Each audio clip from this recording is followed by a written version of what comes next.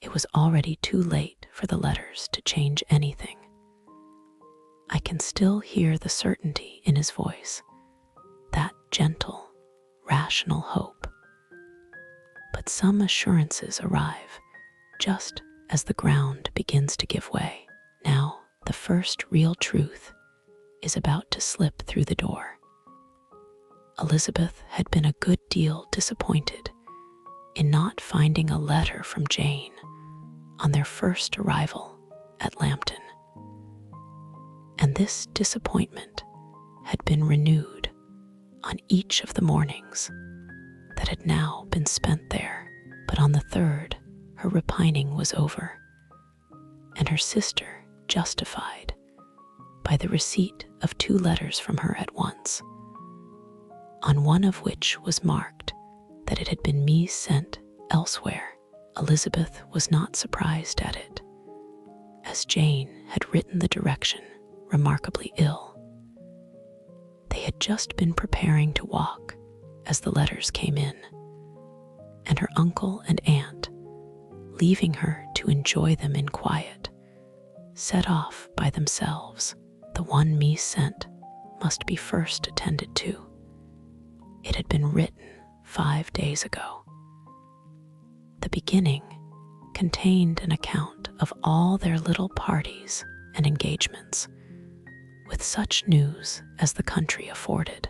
But the latter half, which was dated a day later and written in evident agitation, gave more important intelligence. It was to this effect: "Since writing the above, dearest Lizzie, something has occurred of a most unexpected and serious nature, but I am afraid of alarming you. Be assured that we are all well. What I have to say relates to poor Lydia. An express came at 12 last night, just as we were all gone to bed, from Colonel Forster, to inform us that she was gone off to Scotland with one of his officers to own the truth with Wickham. Imagine our surprise. To Kitty, however, it does not seem so wholly unexpected. I am very, very sorry. So imprudent a match on both sides, but I am willing to hope the best, and that his character has been misunderstood. Thoughtless and indiscreet, I can easily believe him. But this step, and let us rejoice over it, marks nothing bad at heart. His choice is disinterested at least, for he must know my father can give her nothing. Our poor mother is sadly grieved. My father bears it better. How thankful am I that we never let them know what has been said against him. We must forget it ourselves. They were off Saturday night about 12, as is conjectured, but were not missed till yesterday morning at 8. The express was sent off directly. My dear Lizzie, they must have passed within 10 miles of us. Colonel Forster gives us reason to expect him here soon. Lydia left a few lines for his wife, informing her of their intention. I must conclude, for I cannot be long from my poor mother. I am afraid you will not be able to make it out, but I hardly know what I have written. Without allowing herself time for consideration, and scarcely knowing what she felt, Elizabeth, on finishing this letter, instantly seized the other, and opening it with the utmost impatience, read as follows. It had been written a day later than the conclusion of the first. By this time, my dearest sister, you have received my hurried letter. I wish this may be more intelligible, but though not confined for time, my head is so bewildered that I cannot answer for being coherent. Dearest Lizzie, I hardly know what I would write, but I have bad news for you, and it cannot be delayed. imprudent as a marriage between Mr. Wickham and our poor Lydia would be. We are now anxious to be assured it has taken place, for there is but too much reason to fear they are not gone to Scotland. Colonel Forster came yesterday, having left Brighton the day before, not many hours after the express. Though Lydia's short letter to Mrs. F. gave them to understand that they were going to Gretna Green, something was dropped by Denny expressing his belief that W. never intended to go there or to marry Lydia at all, which was repeated to Colonel F., who, instantly taking the alarm, set off from B, intending to trace their route. He did trace them easily to Clapham, but no farther, for on entering that place, they removed into a hackney coach and dismissed the chaise that brought them from Epsom. All that is known after this is that they were seen to continue the London road. I know not what to think after making every possible inquiry on that side of London. Colonel F. came on into Hertfordshire, anxiously renewing them at all the turnpikes and at the inns in Barnet and Hatfield, but without any success. No, such people had been seen to pass through. With the kindest concern, he came on to Longbourn and broke his apprehensions to us in a manner most creditable to his heart. I am sincerely grieved for him and Mrs. F., but no one can throw any blame on them. Our distress, my dear Lizzie, is very great. My father and mother believe the worst, but I cannot think so ill of him. Many circumstances might make it more eligible for them to be married privately in town than to pursue their first plan, and even if he could form such a design against a young woman of Lydia's connections, which is not likely, can I suppose her so lost to everything? Impossible. I grieve to find, however, that Colonel F. is not disposed to depend upon their marriage. He shook his head when I expressed my hopes, and said he feared W. was not a man to be trusted. My poor mother is really ill, and keeps her room. Could she exert herself, it would be better. But this is not to be expected. And as to my father, I never in my life saw him so affected.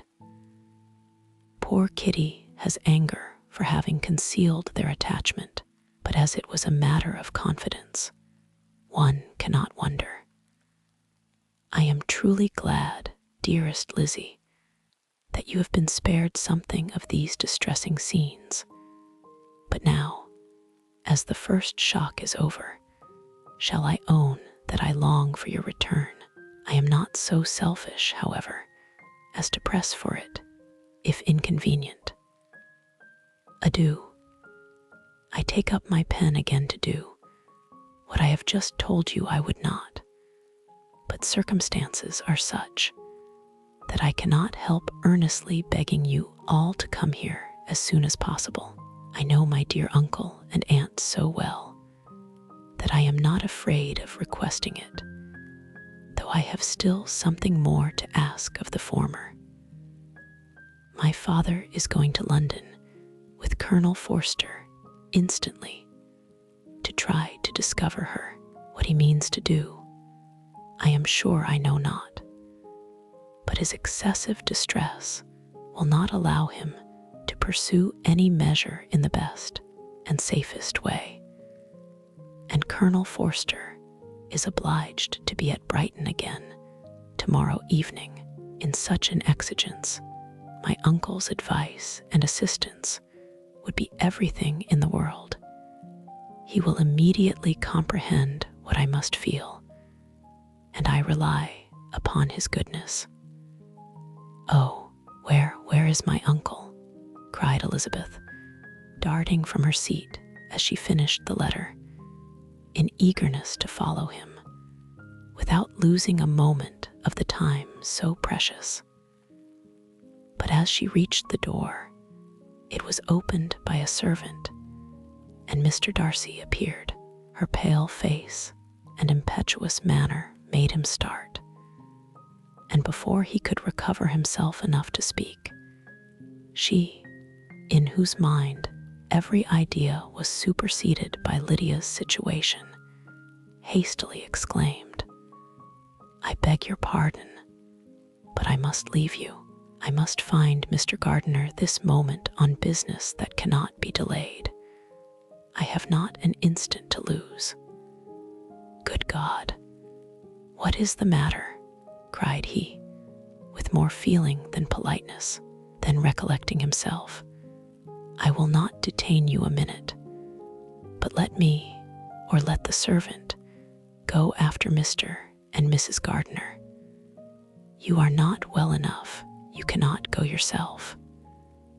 Elizabeth hesitated, but her knees trembled under her, and she felt how little would be gained by her attempting to pursue them.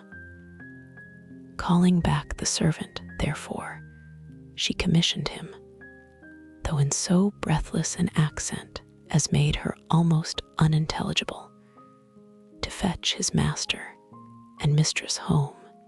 Instantly, on his quitting the room, she sat down, unable to support herself, and looking so miserably ill that it was impossible for Darcy to leave her, or to refrain from saying, in a tone of gentleness and commiseration, "Let me call your maid. Is there nothing you could take to give you present relief? A glass of wine, shall I get you one? You are very ill." "No, I thank you," she replied, endeavoring to recover herself. "There is nothing the matter with me. I am quite well. I am only distressed by some dreadful news which I have just received from Longbourn." She burst into tears as she alluded to it, and for a few minutes could not speak another word. Darcy, in wretched suspense, could only say something indistinctly of his concern and observe her in compassionate silence. At length she spoke again. "I have just had a letter from Jane with such dreadful news. It cannot be concealed from anyone. My youngest sister has left all her friends, has eloped, has thrown herself into the power of Mr. Wickham. They are gone off together from Brighton. You know him too well to doubt the rest. She has no money, no connections, nothing that can tempt him till she is lost forever." Darcy was fixed in astonishment. "When I consider," she added, in a yet more agitated voice, "that I might have prevented it, I who knew what he was. Had I but explained some part of it, only some part of what I learnt, to my own family. Had his character been known, this could not have happened, but it is all too late now." "I am grieved indeed," cried Darcy, grieved, shocked. "But is it certain, absolutely certain?" "Oh, yes. They left Brighton together on Sunday night, and were traced almost to London, but not beyond. They are certainly not gone to Scotland." "And what has been done, what has been attempted to recover her?" "My father has gone to London, and Jane has written to beg my uncle's immediate assistance, and we shall be off, I hope, in half an hour, but nothing can be done. I know very well that nothing can be done. How is such a man to be worked on? How are they even to be discovered? I have not the smallest hope. It is every way horrible." Darcy shook his head in silent acquiescence when my eyes were opened to his real character. Oh, had I known what I ought, what I dared to do. But I knew not I was afraid of doing too much. Wretched, wretched mistake. Darcy made no answer. He seemed scarcely to hear her, and was walking up and down the room in earnest meditation, his brow contracted, his air gloomy. Elizabeth soon observed, and instantly understood it.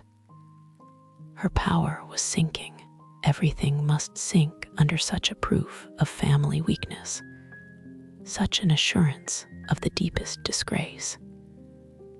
She could neither wonder nor condemn, but the belief of his self-conquest brought nothing consolatory to her bosom, afforded no palliation of her distress. It was, on the contrary, exactly calculated to make her understand her own wishes. And never had she so honestly felt that she could have loved him as now, when all love must be vain, but self, though it would intrude, could not engross her. Lydia, the humiliation, the misery she was bringing on them, all soon swallowed up every private care, and covering her face with her handkerchief, Elizabeth was soon lost to everything else, and after a pause of several minutes, was only recalled to a sense of her situation by the voice of her companion, who, in a manner which, though it spoke compassion, spoke likewise restraint, said, "I am afraid you have been long desiring my absence, nor have I anything to plead in excuse of my stay, but real, though unavailing concern. Would to heaven that anything could be either said or done on my part that might offer consolation to such distress. But I will not torment you with vain wishes, which may seem purposely to ask for your thanks. This unfortunate affair will, I fear, prevent my sisters having the pleasure of seeing you at Pemberley today. Oh, yes, be so kind as to apologize for us to Miss Darcy. Say that urgent business calls us home immediately. Conceal the unhappy truth as long as it is possible. I know it cannot be long." He readily assured her of his secrecy, again expressed his sorrow for her distress, wished it a happier conclusion than there was at present reason to hope, and leaving his compliments for her relations, with only one serious parting look, went away. As he quitted the room, Elizabeth felt how improbable it was that they should ever see each other again on such terms of cordiality as had marked their several meetings in Derbyshire, and as she threw a retrospective glance over the whole of their acquaintance, so full of contradictions and varieties, sighed at the perverseness of those feelings which would now have promoted its continuance, and would formerly have rejoiced in its termination. If gratitude and esteem are good foundations of affection, Elizabeth's change of sentiment will be neither improbable nor faulty. But if otherwise, if the regard springing from such sources is unreasonable or unnatural, in comparison of what is so often described as arising on a first interview with its object, and even before two words have been exchanged, nothing can be said in her defense, except that she had given somewhat of a trial to the latter method in her partiality for Wickham, and that its ill success might, perhaps, authorize her to seek the other less interesting mode of attachment. Be that as it may, she saw him go with regret. And in this early example of what Lydia's infamy must produce, found additional anguish as she reflected on that wretched business. Never since reading Jane's second letter had she entertained a hope of Wickham's meaning to marry her.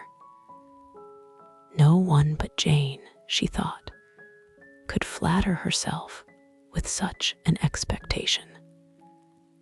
Surprise was the least of all her feelings on this development, while the contents of the first letter remained on her mind. She was all surprise, all astonishment that Wickham should marry a girl whom it was impossible he could marry for money, and how Lydia could ever have attached him had appeared incomprehensible. But now it was all too natural. For such an attachment as this, she might have sufficient charms, and though she did not suppose Lydia to be deliberately engaging in an elopement without the intention of marriage, she had no difficulty in believing that neither her virtue nor her understanding would preserve her from falling an easy prey. She had never perceived, while the regiment was in Hertfordshire, that Lydia had any partiality for him. But she was convinced that Lydia had wanted only encouragement to attach herself to anybody. Sometimes one officer, sometimes another, had been her favorite, as their attentions raised them in her opinion. Her affections had been continually fluctuating, but never without an object, the mischief of neglect and mistaken indulgence towards such a girl. How acutely did she now feel it? She was wild to be at home to hear, to see, to be upon the spot to share with Jane in the cares that must now fall wholly upon her. In a family so deranged, a father absent, a mother incapable of exertion, and requiring constant attendance, and though almost persuaded that nothing could be done for Lydia, her uncle's interference seemed of the utmost importance. Until he entered the room, the misery of her impatience was severe. Mr. and Mrs. Gardiner had hurried back in alarm, supposing, by the servant's account, that their niece was taken suddenly ill. But satisfying them instantly on that head, she eagerly communicated the cause of their summons, reading the 2 letters aloud, and dwelling on the postscript of the last with trembling energy. Though Lydia had never been a favorite with them, Mr. and Mrs. Gardiner could not but be deeply affected. Not Lydia only, but all were concerned in it, and after the first exclamations of surprise and horror, Mr. Gardiner readily promised every assistance in his power. Elizabeth, though expecting no less, thanked him with tears of gratitude, and all 3 being actuated by one spirit, everything relating to their journey was speedily settled. They were to be off as soon as possible. But what is to be done about Pemberley? Cried Mrs. Gardiner. John told us Mr. Darcy was here when you sent for us, was it so? Yes, and I told him we should not be able to keep our engagement. That is all settled. What is all settled? Repeated the other, as she ran into her room to prepare. And are they upon such terms as for her to disclose the real truth? Oh, that I knew how it was. But wishes were vain, or at best, could serve only to amuse her in the hurry and confusion of the following hour. Had Elizabeth been at leisure to be idle, she would have remained certain that all employment was impossible to one so wretched as herself. But she had her share of business as well as her aunt, and amongst the rest there were notes to be written to all their friends at Lambton, with false excuses for their sudden departure. An hour, however, saw the whole completed, and Mr. Gardiner, meanwhile, having settled his account at the inn, nothing remained to be done but to go.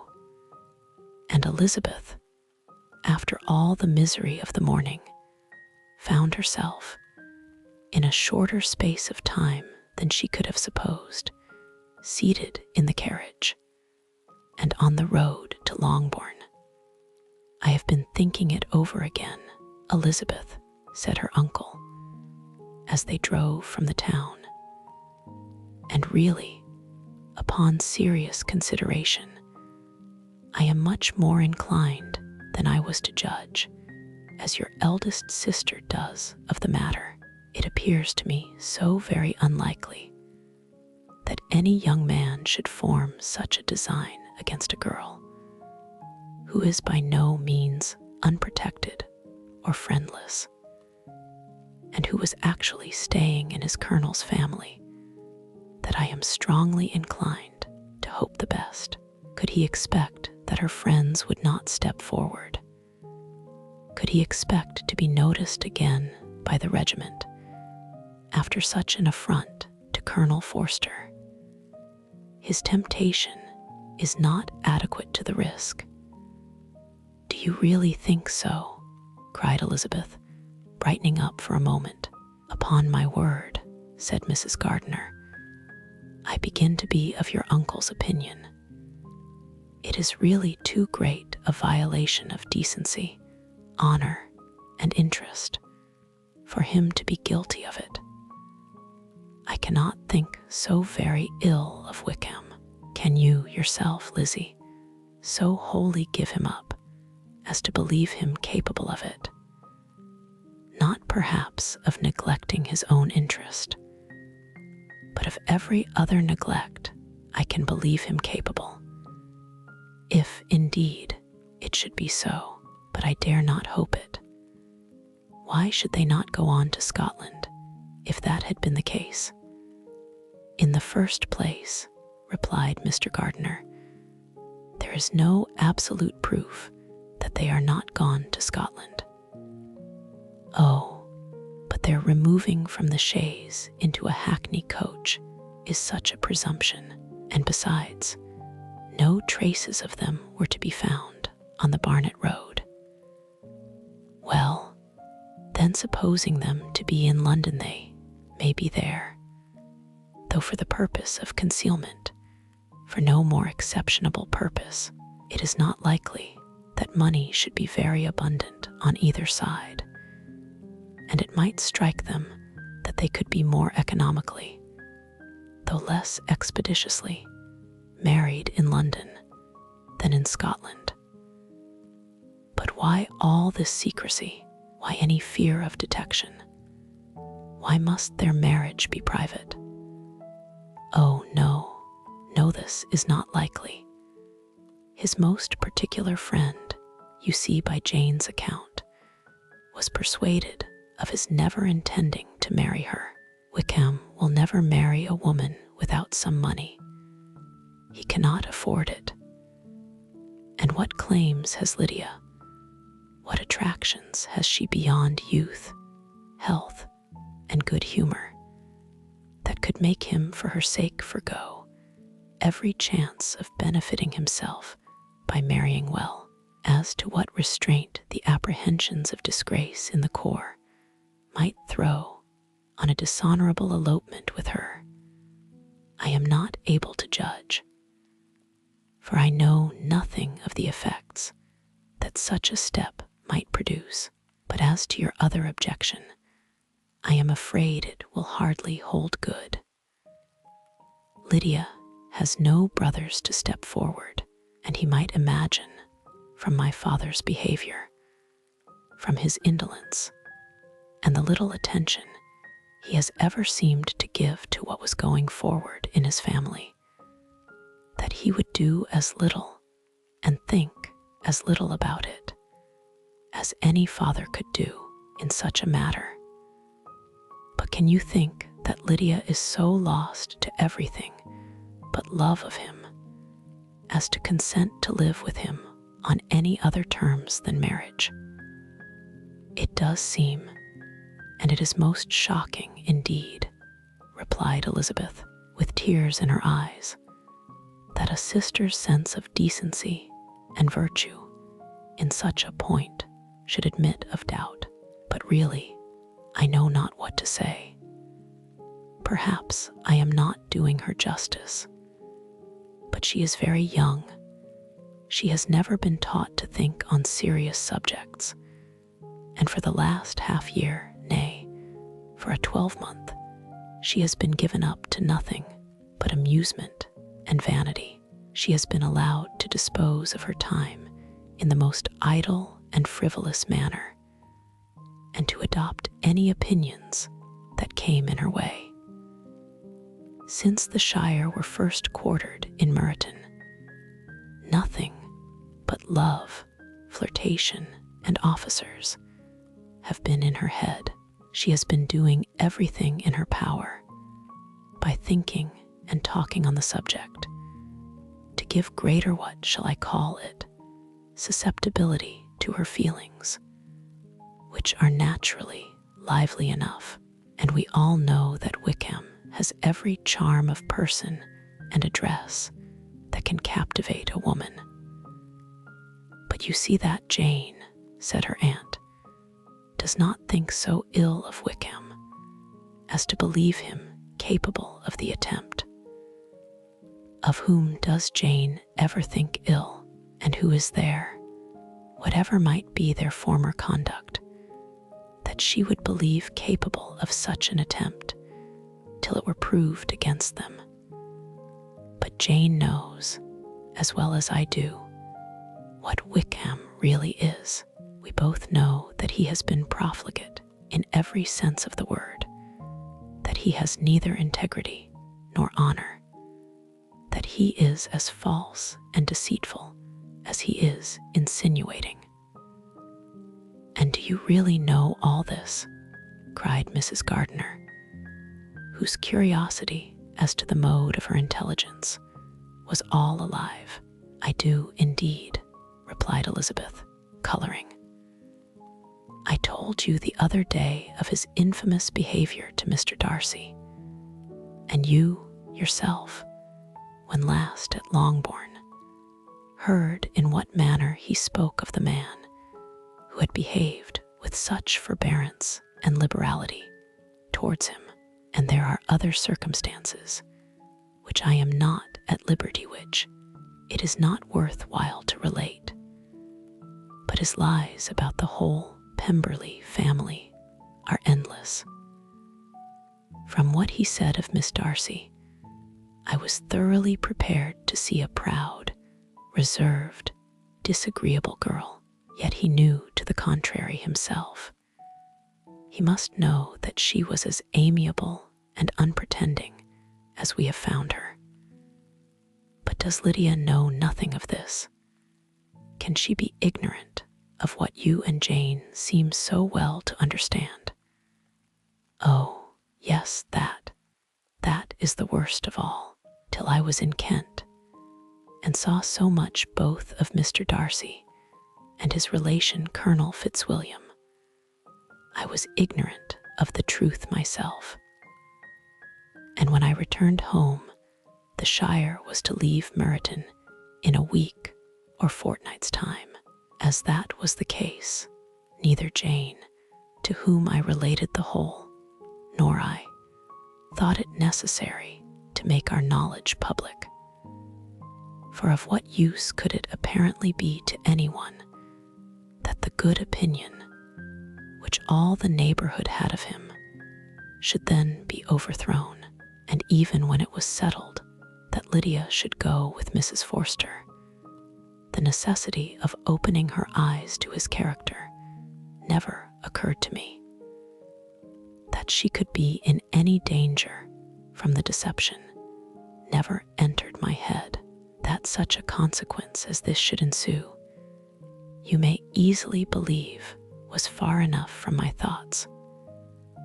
When they all removed to Brighton, therefore, you had no reason, I suppose, to believe them fond of each other. Not the slightest. I can remember no symptom of affection on either side.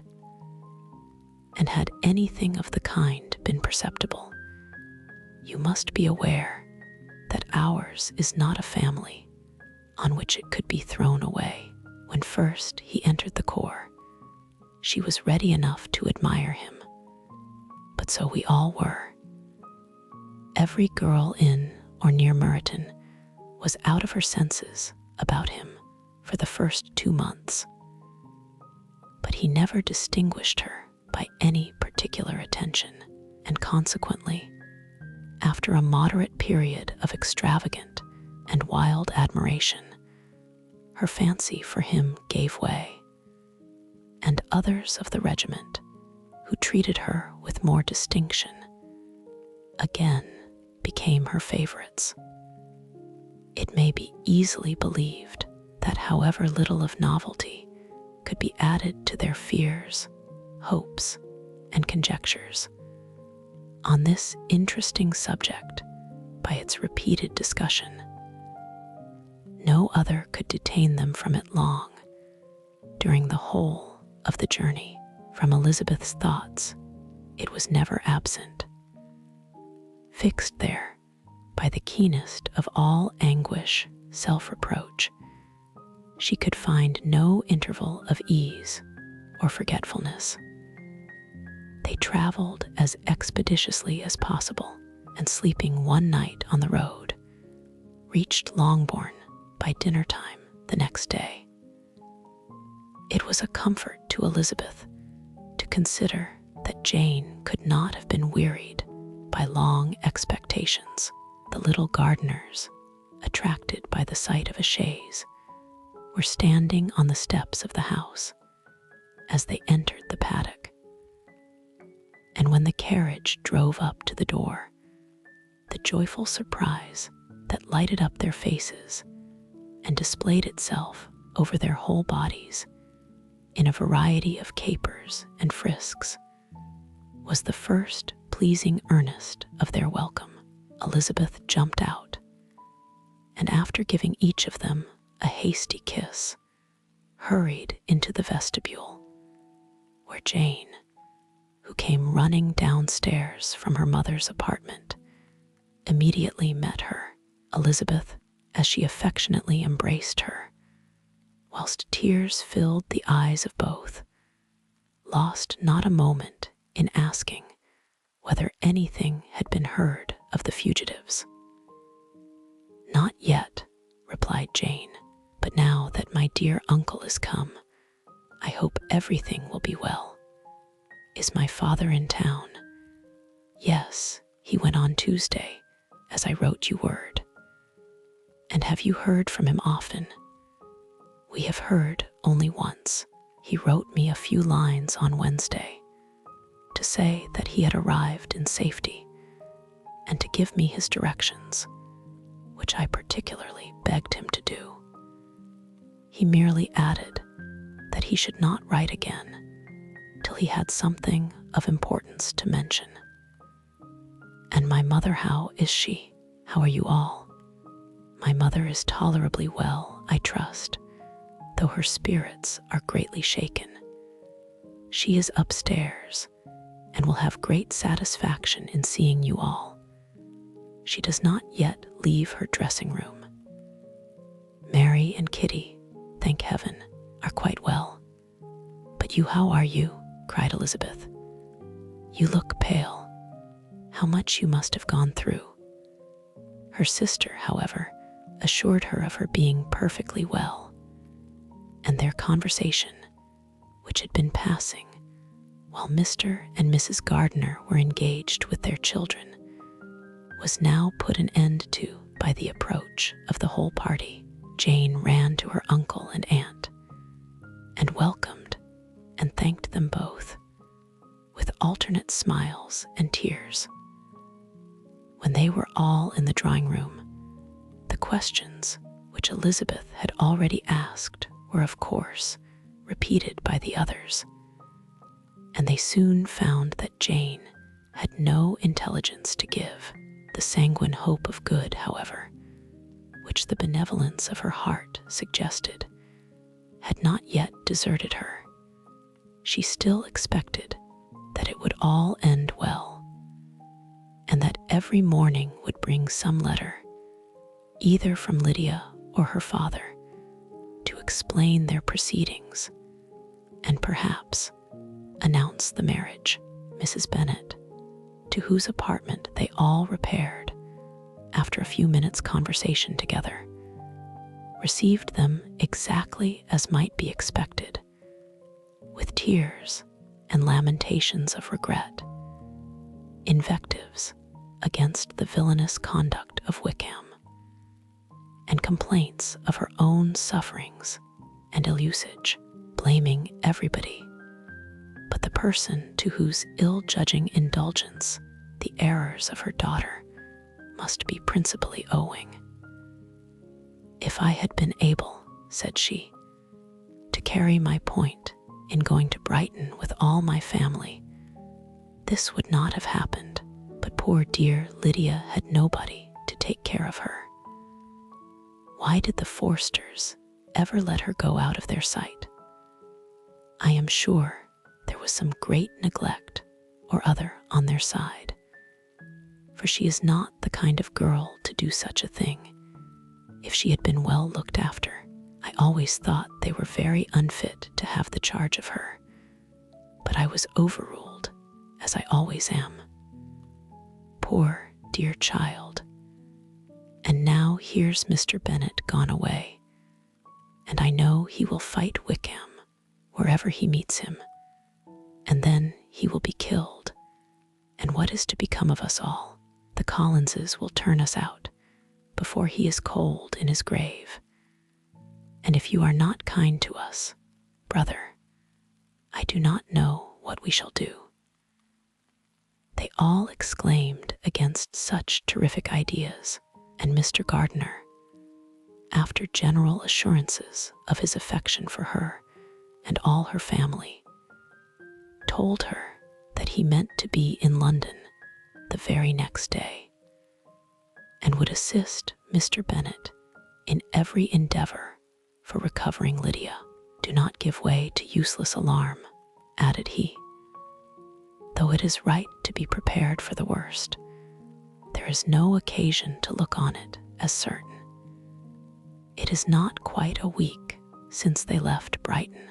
In a few days more, we may gain some news of them. Until we know that they are not married and have no design of marrying, do not let us give the matter over as lost.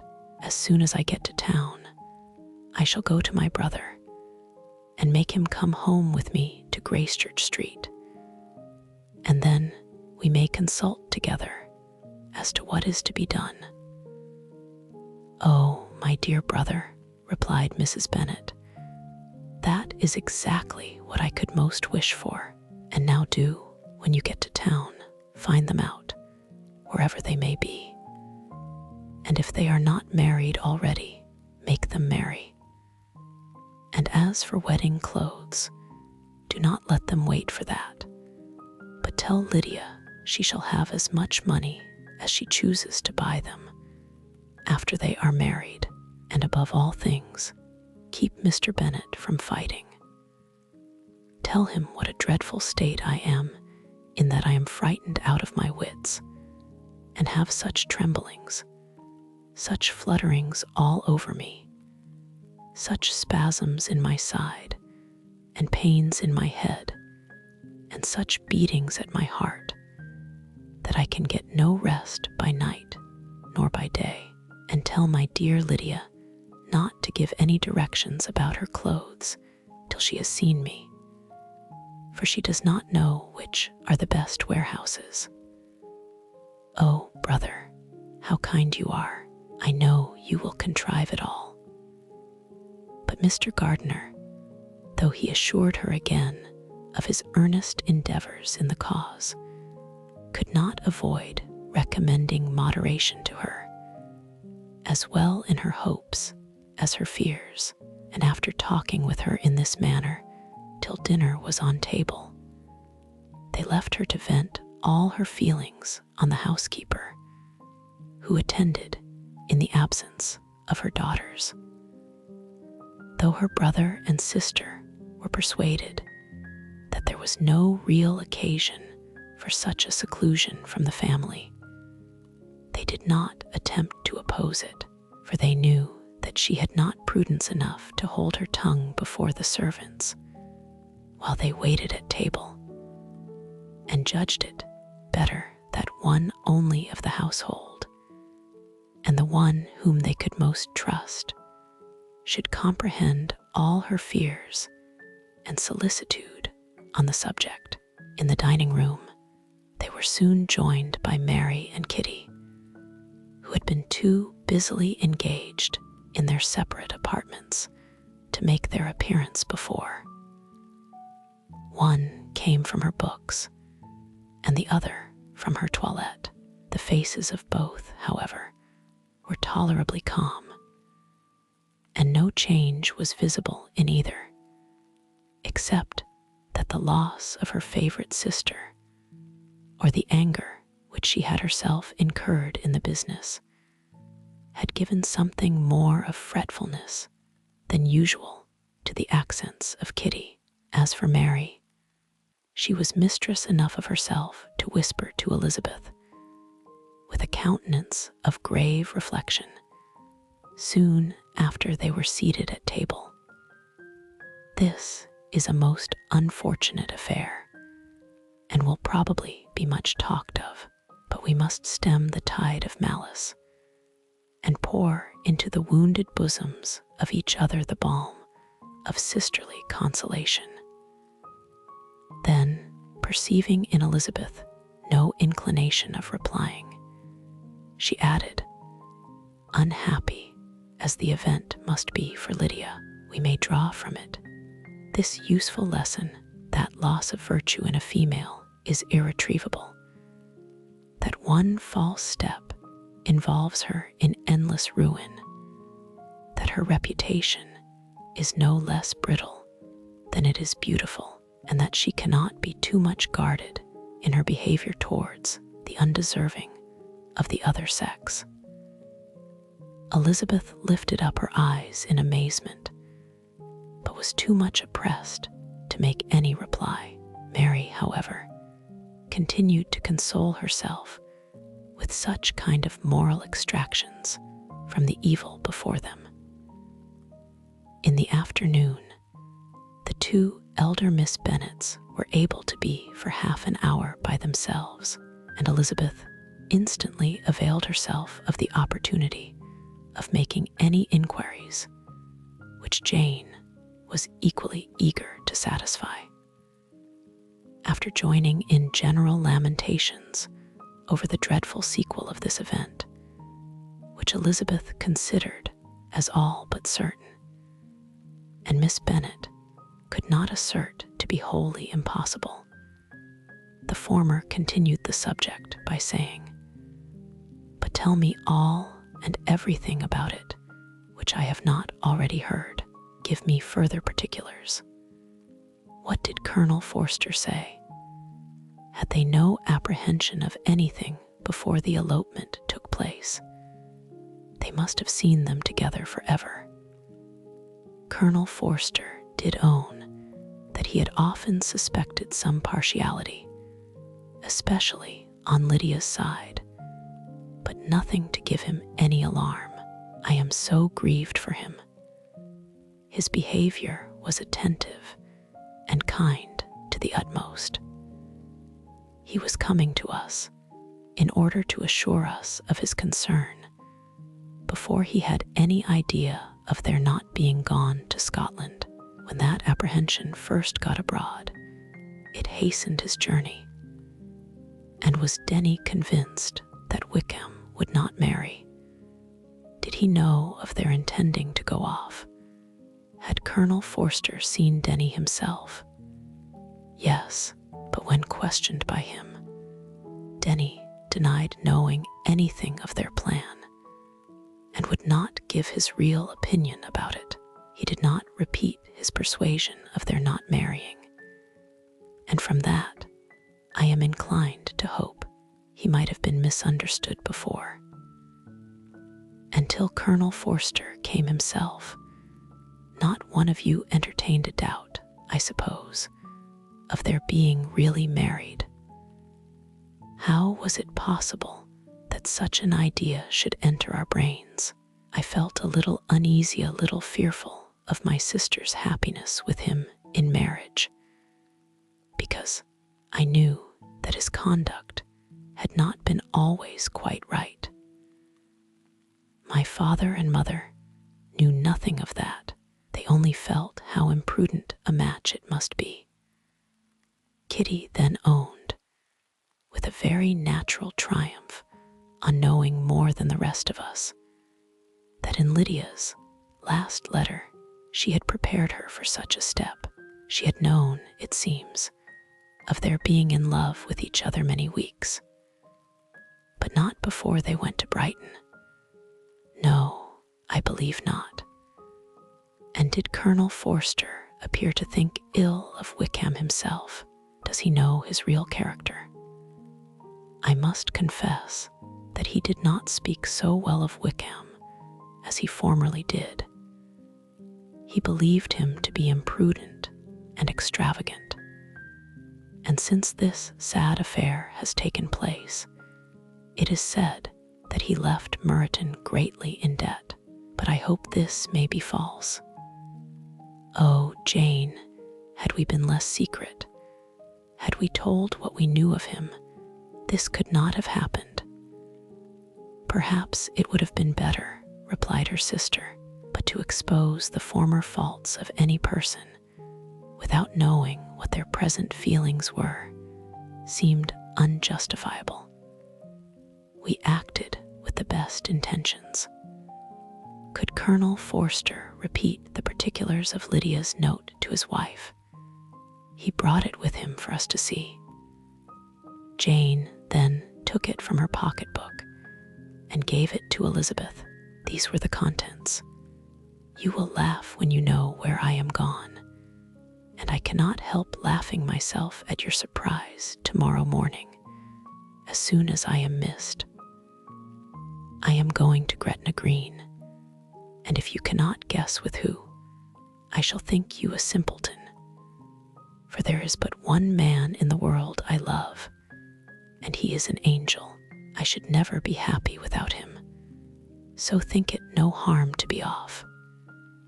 You need not send them word at Longbourn of my going, if you do not like it, for it will make the surprise the greater when I write to them, and sign my name, Lydia Wickham.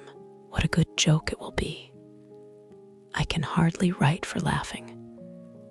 Pray make my excuses to Pratt for not keeping my engagement and dancing with him tonight. Tell him I hope he will excuse me when he knows all, and tell him I will dance with him at the next ball we meet with great pleasure. I shall send for my clothes when I get to Longbourn, but I wish you would tell Sally to mend a great slit in my worked muslin gown before they are packed up. Goodbye. Give my love to Colonel Forster. I hope you will drink to our good journey. Your affectionate friend, Lydia B. N.N.E.T. Oh, thoughtless, thoughtless Lydia, cried Elizabeth when she had finished it. What a letter is this, to be written at such a moment, but at least it shows that she was serious in the object of her journey. Whatever he might afterwards persuade her to, it was not on her side a scheme of infamy.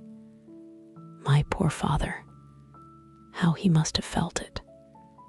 I never saw anyone so shocked. He could not speak a word for full 10 minutes. My mother was taken ill immediately, and the whole house in such confusion. "Oh, Jane," cried Elizabeth, "was there a servant belonging to it who did not know the whole story before the end of the day?" "I do not know. I hope there was. But to be guarded at such a time is very difficult." My mother was in hysterics, and though I endeavored to give her every assistance in my power, I am afraid I did not do so much as I might have done. But the horror of what might possibly happen almost took from me my faculties. "Your attendance upon her has been too much for you. You do not look well. Oh, that I had been with you. You have had every care and anxiety upon yourself alone. Mary and Kitty have been very kind and would have shared in every fatigue, I am sure. But I did not think it right for either of them. Kitty is slight and delicate, and Mary studies so much that her hours of repose should not be broken in on. My Aunt Phillips came to Longbourn on Tuesday, after my father went away, and was so good as to stay till Thursday with me. She was of great use and comfort to us all, and Lady Lucas has been very kind. She walked here on Wednesday morning to condole with us, and offered her services, or any of her daughters, if they could be of use to us. "She had better have stayed at home," cried Elizabeth. Perhaps she meant well, but under such a misfortune as this, one cannot see too little of one's neighbors. Assistance is impossible, condolence insufferable. Let them triumph over us at a distance, and be satisfied. She then proceeded to inquire into the measures which her father had intended to pursue while in town for the recovery of his daughter. "He meant, I believe," replied Jane, "to go to Epsom, the place where they last changed horses, see the postilions, and try if anything could be made out from them. His principal object must be to discover the number of the hackney coach which took them from Clapham. It had come with a fare from London, and as he thought the circumstance of a gentleman and ladies removing from one carriage into another might be remarked, he meant to make inquiries at Clapham, if he could anyhow discover at what house the coachman had before set down his fare. He determined to make inquiries there, and hoped it might not be impossible to find out the stand and number of the coach. I do not know of any other designs that he had formed, but he was in such a hurry to be gone, and his spirits so greatly discomposed, that I had difficulty in finding out even so much as this.